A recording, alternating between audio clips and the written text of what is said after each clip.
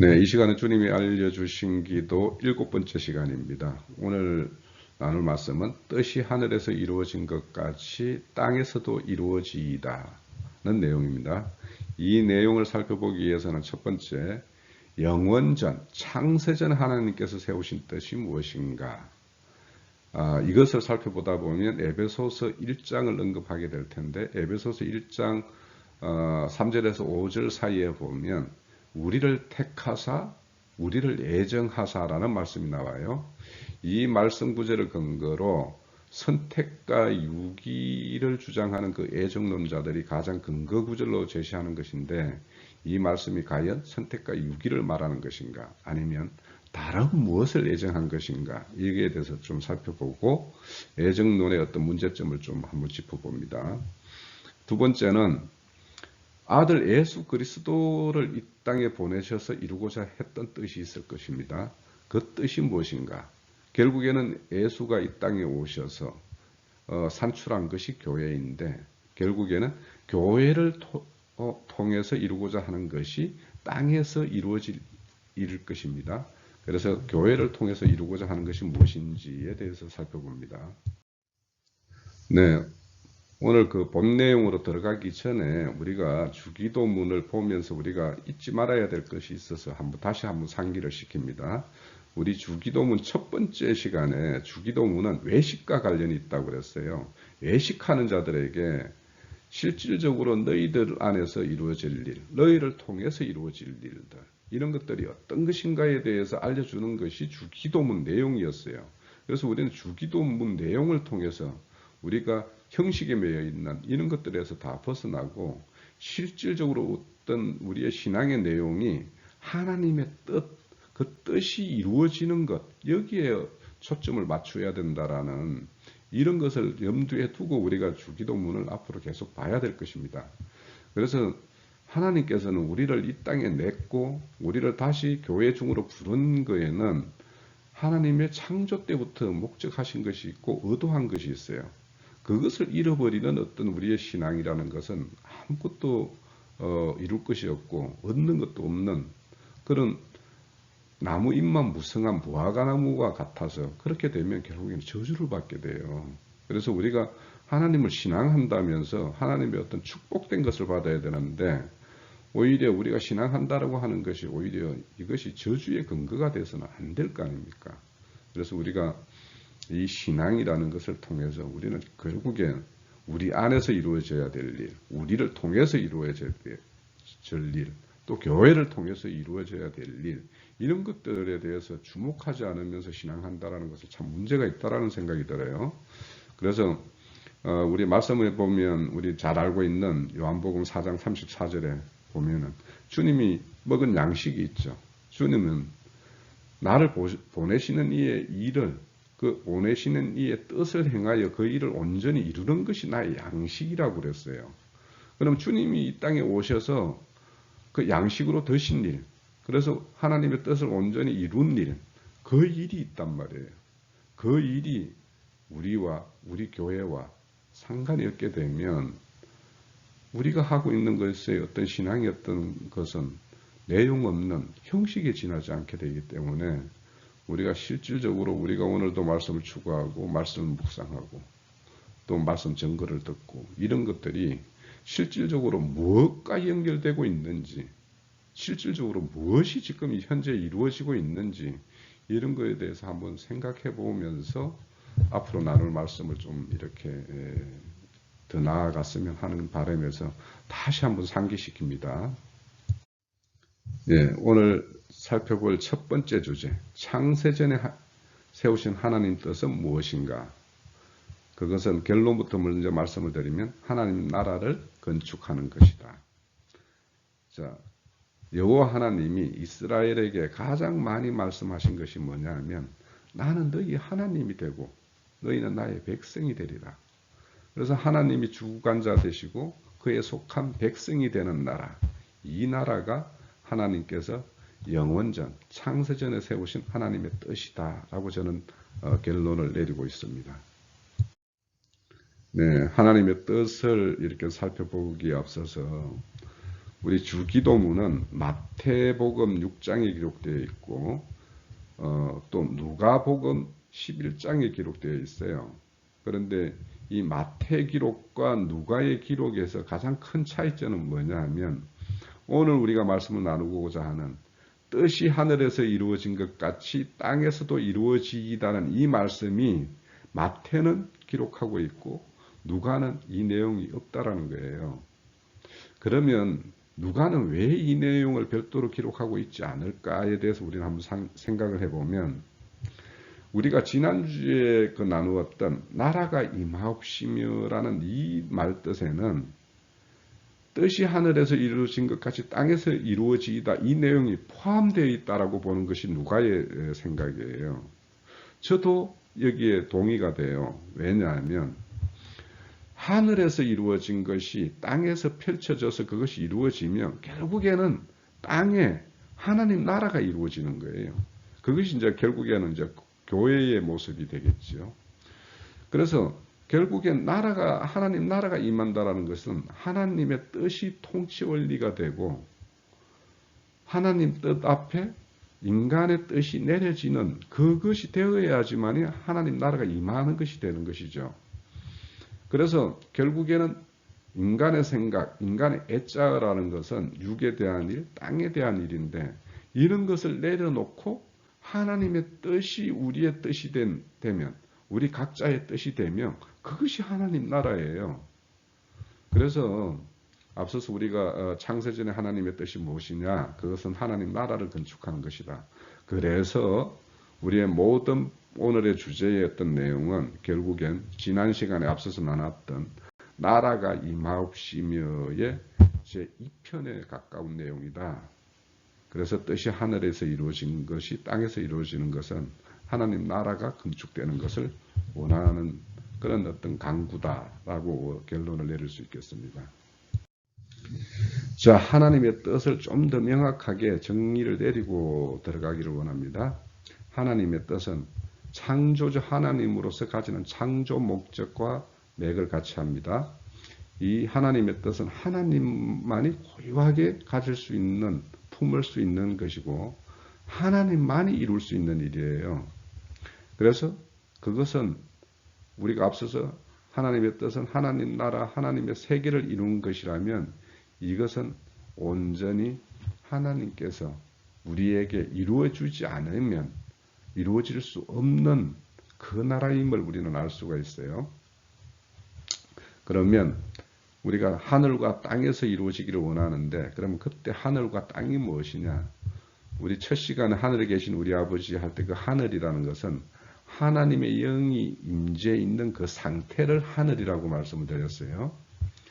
그러면 그에 반해서 땅은 무엇이냐? 땅은 사람을 말하는데 특히 사람의 심령을 하나님의 관점에서 땅이라고 한다. 그 땅은 하나님께서 개간하시고 거기에 좋은 하늘의 씨를 뿌려서 이렇게 추수할 수 있는 그 옥토와 같은 밭으로 이렇게 하나님이 경작해야 될 그곳이죠. 그래서 결국에는 뜻이 하늘에서 이루어진 것이 땅에서도 이루어지는 것을 강구하는 것은 결국에는 하나님의 의의 세계가, 의의 나라가 우리 각 사람, 또 우리가 이루는 교회 중에도 하나님의 의의 나라, 의의 세계가 이루어지기를 강구합니다 하는 이 내용이 함축되어 있다라고 말씀드릴 수 있겠죠. 예, 창세전에 하나님의 뜻이 무엇인지를 살펴봅니다. 그 내용을 살펴보기 위해서는 창세기 1장 27절에서 28절의 내용을 보면 하나님이 사람을 짓되 자기 형상대로 사람을 창조했다고 그래요. 그리고 남자 여자를 창조했고 하나님이 그들에게 복을 주어서 그들을 생육 번성시키고 땅에 충만하게 하셨고 그들을 통해서 땅을 정복하게 했고 또 바다의 물고기나 하늘의 새와 땅에 움직이는 모든 생물을 다스리게 하는 것이 하나님의 뜻이었어요. 자, 그러면 우리 첫사람 아담은 하나님의 형상을 온전히 덧입지를 못했어요. 그렇기 때문에 에덴 동산에 슬며시 찾아온 뱀의 미혹에 다 넘어가 버렸죠. 그러니까 여기에서 땅을 정복하고 생물을 다스리는 것이 아니라 오히려 미혹되어서 그들의 종이 되어버렸어요. 그러니까 첫사람 아담은 하나님의 형상을 온전히 입은 존재가 아니에요. 그래서 하나님은 하나님의 형상을 온전히 입히는 존재를 만들기 위해서 하나님은 이 땅을 창조하셨고 이 땅을 운영하시는데, 그래서 그 애창조를 끝내고 새 창조를 온전히 실제화시키는 것이 하나님의 목적이에요. 그래서 우리는 우리 첫사람 아담에 속한 그 성정들을 다 끝내고 예수 그리스도에 속한 그런 성정들로 다 덧입혀졌을 때 우리는 새 창조의 실제가 되는 거예요. 이런 존재만이 모든 생물을 정복하고 다스릴 수가 있어요. 그래서 이렇게 다스리고 정복할 수 있는 그 존재를 뭐라고 그러냐 하면은 이기는 자라고 그래요. 하나님은 최종적으로 이런 하나님의 형상과 모양을 다 덧입힌, 그래서 모든 것을 정복하고 다스릴 수 있는 이기는 자 산출하는 것이 하나님의 본래의 뜻이에요.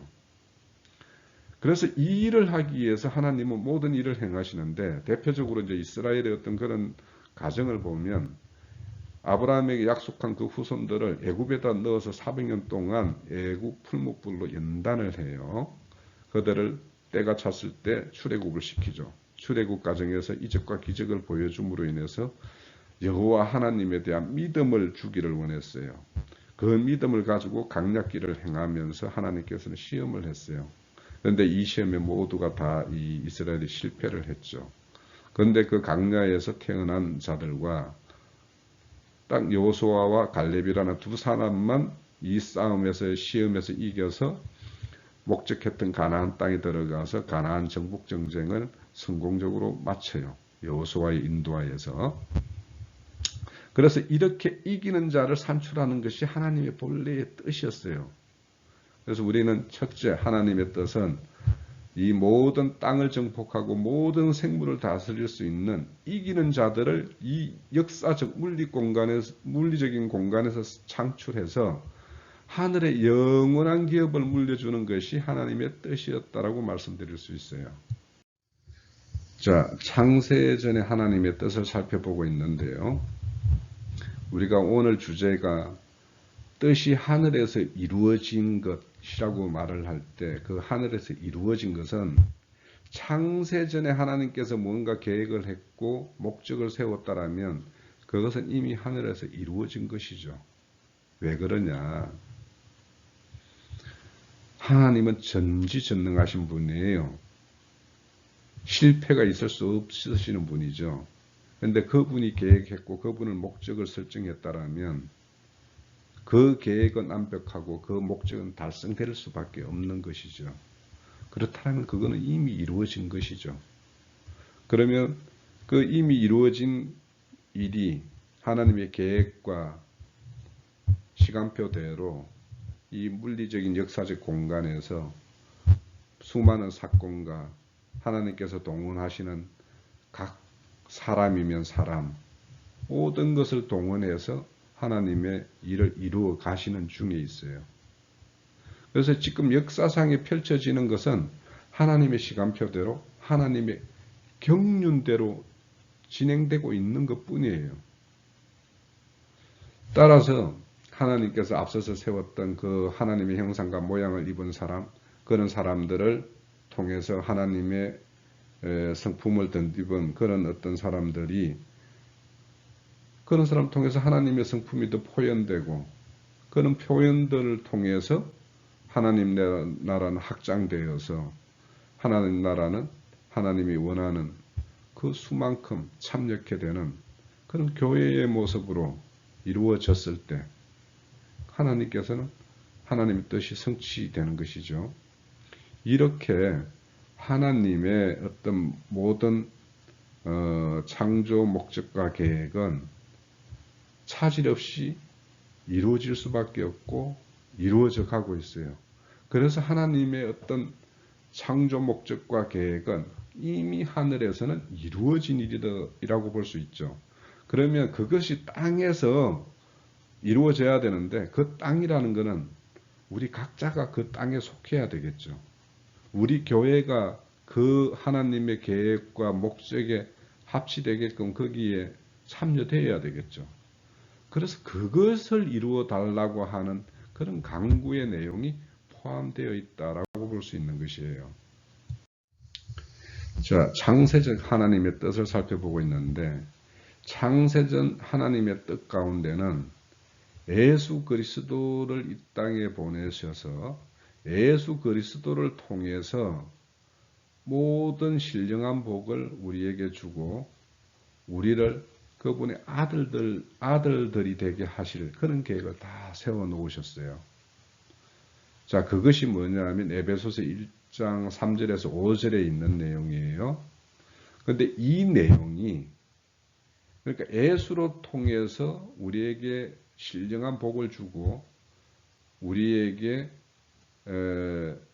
그리스도로 말미암아 아들 되게 할 계획이 이런 계획들이 언제부터 설정이 되어 있느냐 하면 창세기 3장 15절의 내용에 보면 뱀에게 너는 여자의 은수가 되게 하겠고 너의 후손들 뱀의 후손 너희들도 여자의 후손과 은수가 되게 할 것인데 여자의 후손은 내 머리를 상하게 할 것이요 너는 그의 발꿈치를 상하게 할 것이니라고 말씀을 해요.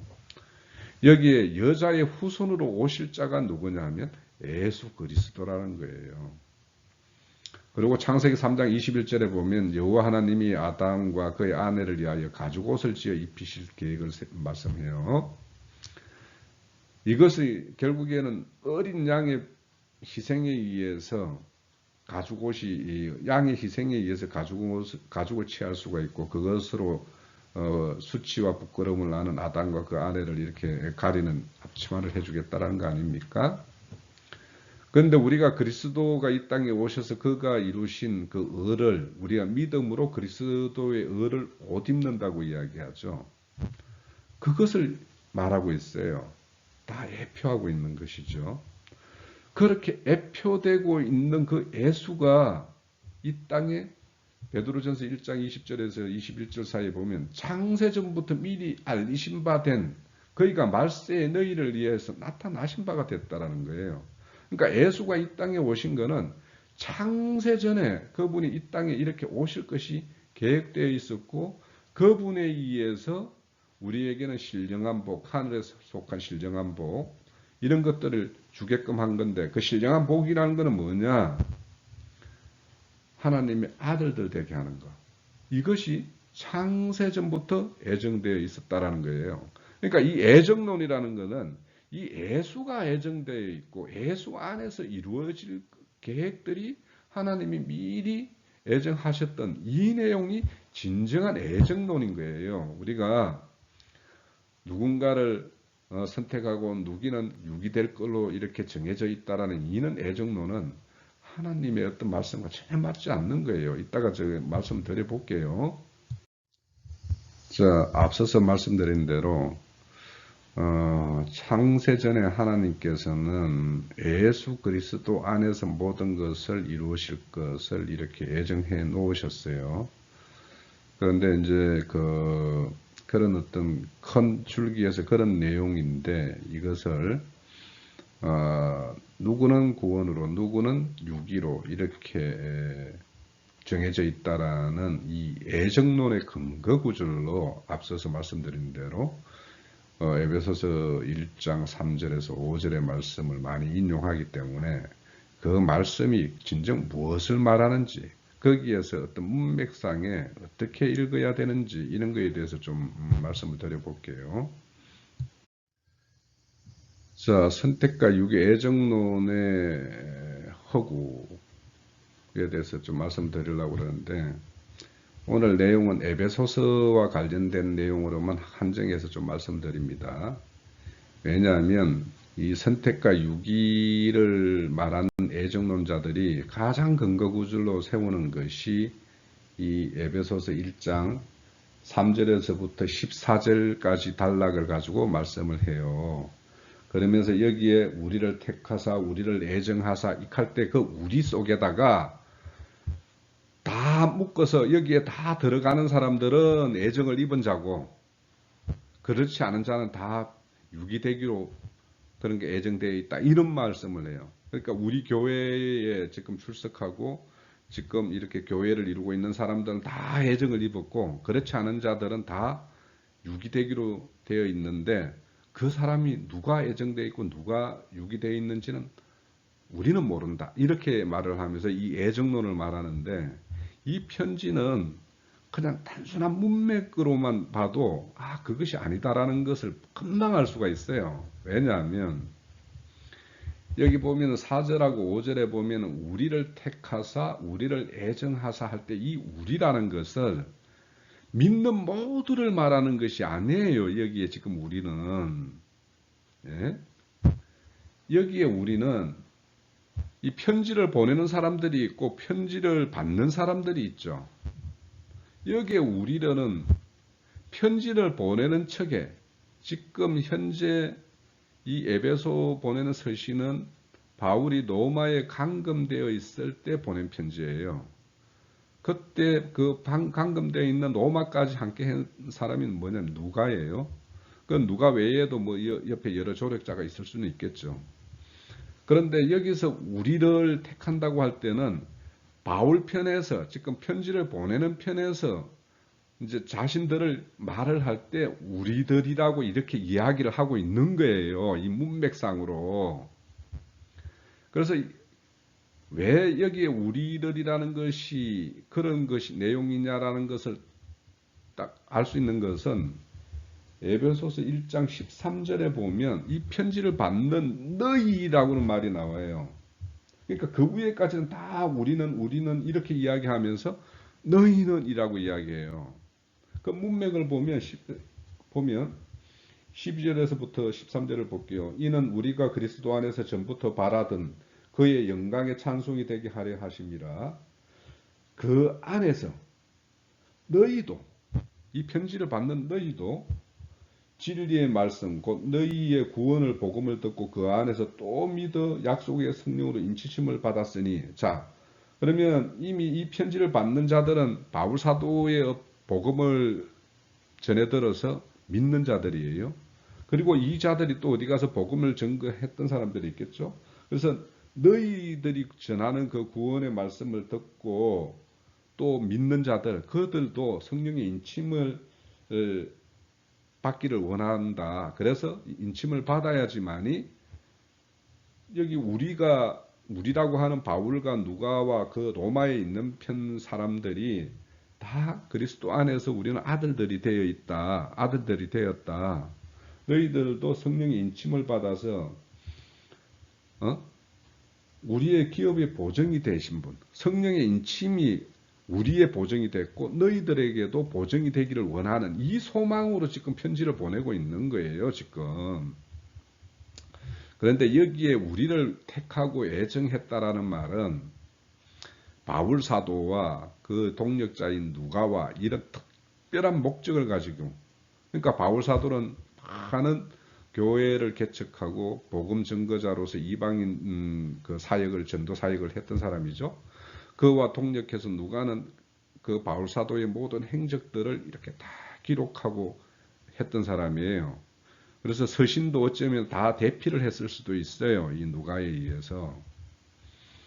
그것처럼 이렇게 바울과 바울을 동력하는 이 자들은 창세전에 이렇게 애정이 되어 있었다라는 거예요.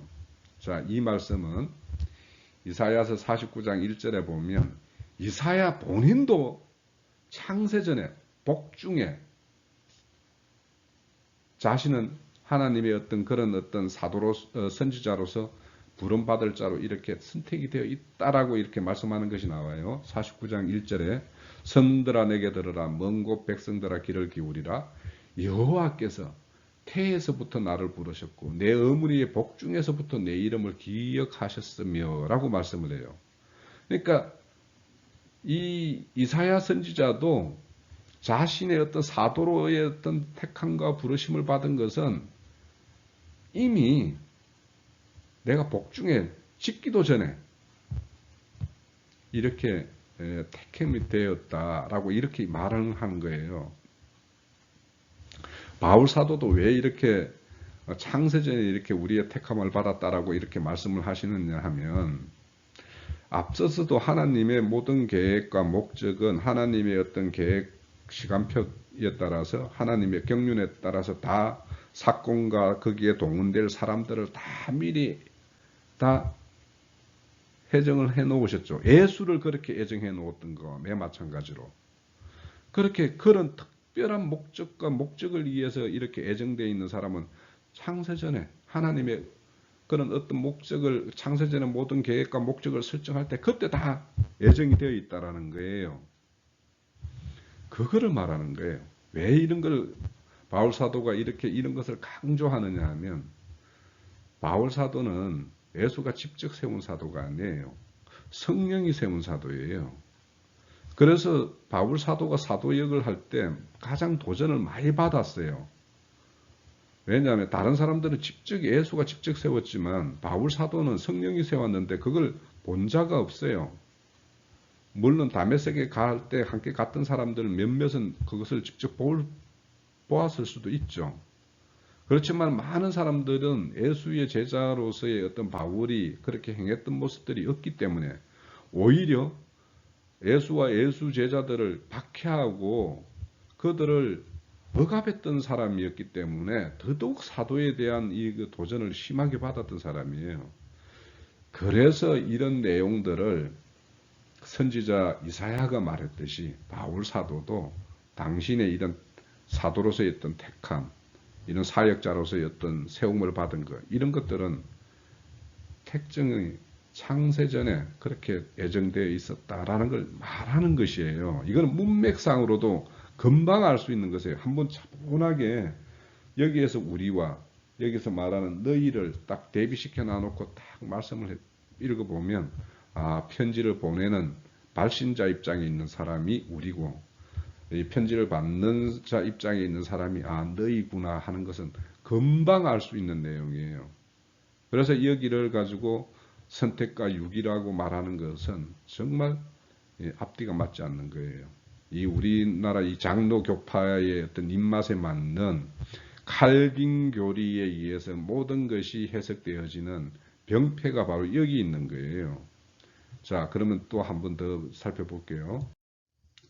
자, 우리 성경에서 이 인터넷 성경이나 이런 데 보면 성경 검색어로 조회할 수 있고 그 성구의 말씀이 포함되어 있는 성경 구절을 찾을 수 있는 이런 기능들이 제공되는 사이트가 굉장히 많죠. 거기에다가 이 누구든지라는 말씀을 넣어가지고 한번 성경을 이렇게 말씀을 한번 쭉 찾아보세요. 그러면 이 신약 성경에 누구든지라는 말이 얼마나 많은 성경 구절에 이렇게 언급되고 있는지. 자, 제가 몇 개만 찾아놨어요. 그냥 지면도 좁가니까. 마태복음 10장 32절에서 33절에 보면, 누구든지 사람 앞에서 나를 시인하면 나도 하늘에 계신 아버지 앞에서 그를 시인할 것이요. 누구든지 사람 앞에서 나를 부인하면 나도 하늘에 계신 내 아버지 앞에서 그를 부인하리라. 여기 누구든지라는 말에 애정과 육이라는 말이 포함이 될 수가 있나요? 있을 수가 없는 거죠. 자, 마태복음 12장 50절에 누구든지 하늘에 계신 내 아버지 뜻대로 하는 자가 내 형제요 자매요 어머니라 하시더라. 누구든지 하나님의 뜻대로 행하는 자가 형제요 자매요 어머니라고 이야기하는 거예요. 예? 자, 또 마태복음 16장 24절 이에 예수께서 제자들에게 이르시되 누구든지 나를 따라 오려거든 자기를 부인하고 자기 십자가를 지고 나를 따를 것이니라고 말씀해요.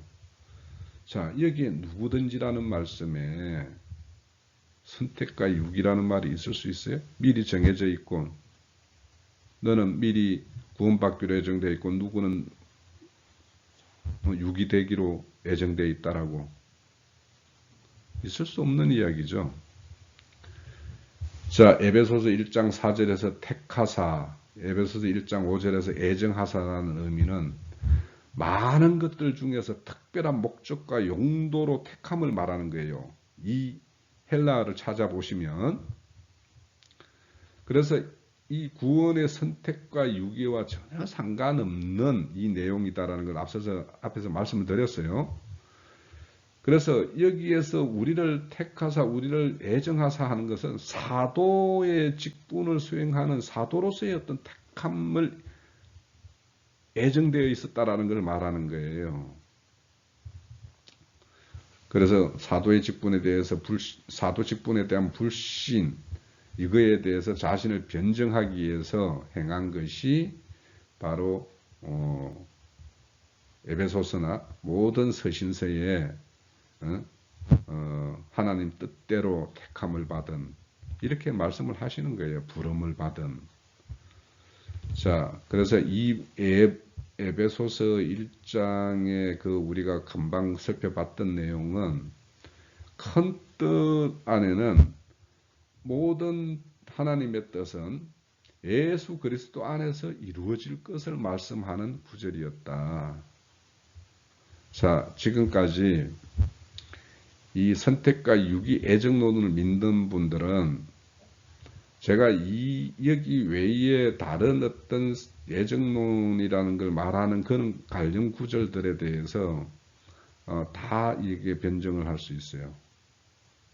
그런데 우선에 가장 그 근거로 삼는 이 에베소서에 대해서는 오늘 우리가 하나님의 뜻이 예수 그리스도 안에서 우리에게 신령한 복으로 주는 것인데, 그 신령한 복은 하나님의 아들들이 되는 것이다라고 그렇게 요약할 수 있어요.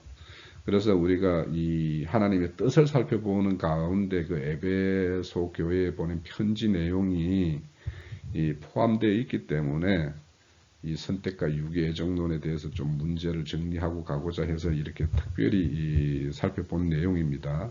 그래서 지금까지 이 애정론을 믿었던 사람이라면은 에베소서 3장 내용을 제가 금방 말씀 주신 그 내용을 근거로 해서 다시 한번 읽어보면, 야, 이것이 그냥 우리라고 하는 거에다가 믿는 모두를 그냥 미리 구원받기로 택정했다라는 이런 내용이 아니라는 것을 알 수 있어요. 그렇게 되면 지금 금방 제가 살펴봤던 누구든지라는 말씀, 여기에 누구든지라는 것을 인위적으로 그냥 누군지는 모르지만 사람에 따라서는 자기를 부인하고 하나님의 뜻을 따를 사람이 있고 그렇지 않을 사람이 미리 정해 있다, 이런 논리를 대입시킬 수가 없잖아요. 그래서 이거와 관련시켜서 한번 살펴보기를 원합니다.